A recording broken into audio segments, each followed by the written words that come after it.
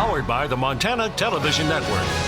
This is the 5:30 News on Q2, Montana's news leader. Good evening, everyone. Thanks for joining us this Tuesday. I'm Jeanelle Slade. A former Billings elementary school teacher accused of sexually assaulting two of his students pleads not guilty. 30-year-old Brent Skelton, appearing in district court via video today, denies the felony charges after an investigation turned resignation led to his arrest last week.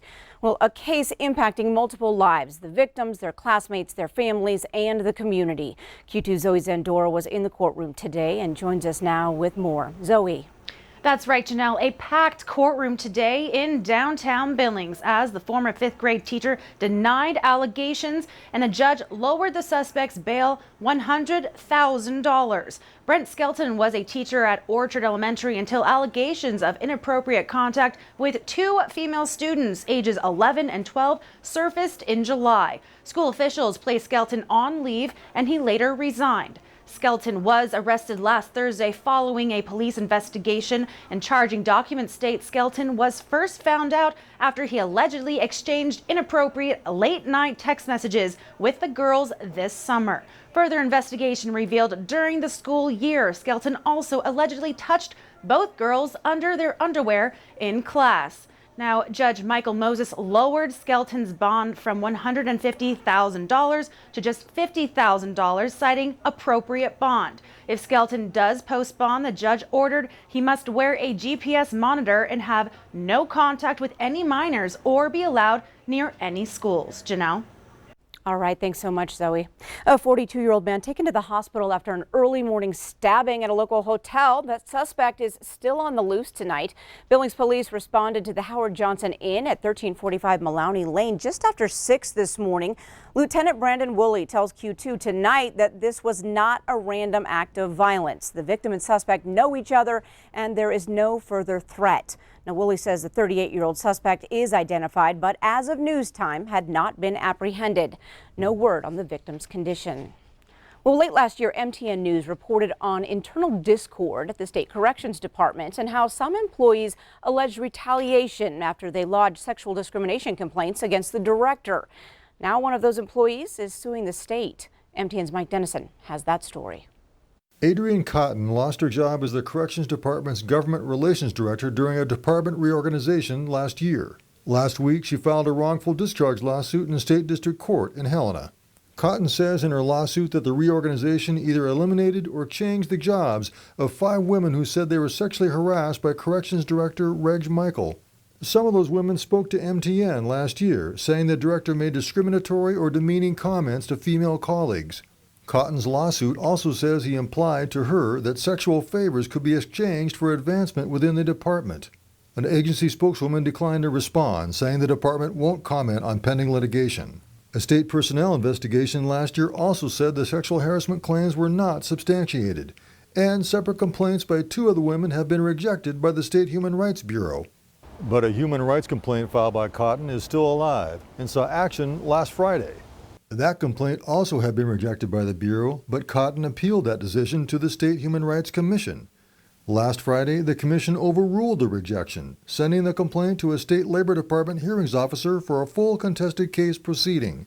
That case will proceed along with Cotton's lawsuit filed last Wednesday in District Court. Cotton and the women who spoke to MTN last year also say the reorganization has undercut efforts to enact the landmark sentencing reform legislation passed by the 2017 legislature, a charge the department strongly denies. In Helena, Mike Dennison, MTN News.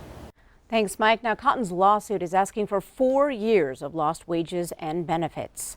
Now, turning to weather with Chief Forecaster Bob McGuire. Bob, it seems like we're going to just skip sweater weather and jump right into our winter coats. Right into winter. Well, let me show you what's happening out there right now. As we go ahead, it's just time for our frost and freeze dates. Let me just show you where are we at and where are we anywhere close. As you can see, the earliest first frost is August 24th. The average first frost, that's today. We didn't have it, though. That's good. That's September 24th. Also, the earliest hard freeze is September 11th, and the earliest average first freeze is basically October 4th. That'll be coming up later on next week. But in the meantime, let me show you what else is coming up next week. Friday through Sunday, 18 to 36 inches of snow. It's a winter storm watch up in the northwest corner of the state. How much snow are we really talking about? Well, take a look at this.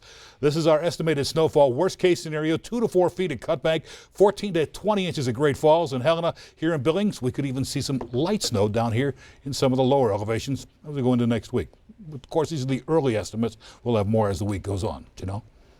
All right, thanks, Bob. Well, also on the weather front, some big news for those of you and the Q2 News team heading out to Saturday Live this weekend. We all get to stay dry and warm and support our local students and schools at the same time. Saturday Live has been moved from Pioneer Park inside to Skyview High School. Now, that event will run from 10 a.m. to 4 p.m. this Saturday, the 28th. All the games, prizes, booths, and entertainment will be relocated to the school, so no one is going to miss out on the fun. Well, Skyview parking lot will be open for use, and Harvest Church is also offering its parking lot and free shuttle services to the event. And the Saturday Live Fun Run has also been moved to the cross-country course at Skyview. Registration for that run is still open, and the race begins at 9 a.m. on Saturday. Well, the Atlantic Richfield Company is now looking to turn over ownership of the wetlands in the middle of Butte to the city. MTN's John Amy tells us about the plans and what the public can expect. The wetlands, located in the center of Butte, is a unique place where birds and wildlife can thrive, and there's big plans to keep it that way. There are a lot of wetlands that have been filled in and destroyed, and their wetlands are in a premium across Montana, so I'm just excited that we want to preserve this one. The 17-acre wetlands owned by the Atlantic Richfield Company off of Lexington Avenue in the center of town may soon be turned over to the city's Parks and Recreation Department. They hope to add parking areas, fencing, and a boardwalk for people to observe the wildlife.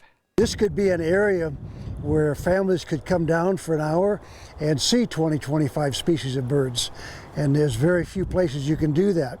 Wildlife experts say the Butte Wetlands is a healthy ecosystem that attracts a variety of waterfowl.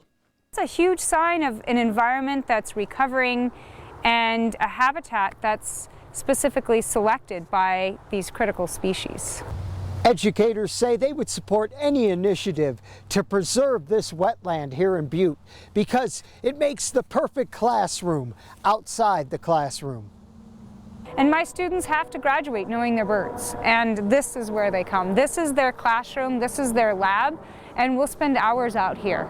In Butte, John Amy, MTN News. Thanks, John. Now, if the Butte Council of Commissioners approves these plans, work on the wetlands area could be completed by next August. An award recognizing individuals who consistently demonstrate success in improving the Billings business and economic climate while also adding to our quality of life. Well, the Legacy Award is a lifetime achievement given out at the Chamber of Commerce annual meeting. And this year's winners, Ziggy and Stella Ziegler. The Zieglers invested more than 40 years into their downtown establishment, Stella's Kitchen and Bakery, and retired in August. The couple is known for hiring disadvantaged people and providing not only a job, but also mentorship. It's really special, but we love Billings. Best thing, we moved here 45 years ago from California. Best thing we ever did. Billings has been so good to us, so we really love the community. We just do what we do because that's who we are, and I'm just amazed at this honor, and I'm truly humbled. What's next for the Zieglers? Well, they tell us they just are taking things day to day, and they enjoy spending time with their family. Well, there's more news from across Montana tonight on your statewide 9 o'clock news. 3 young grizzly bear cubs we've told you about making themselves right at home in the area around Polson. I'll have that story and much more tonight at 9 on the CW.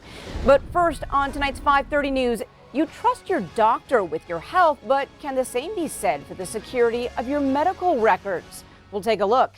And later in sports, how one team has put a losing tradition in its past as players look toward the playoffs.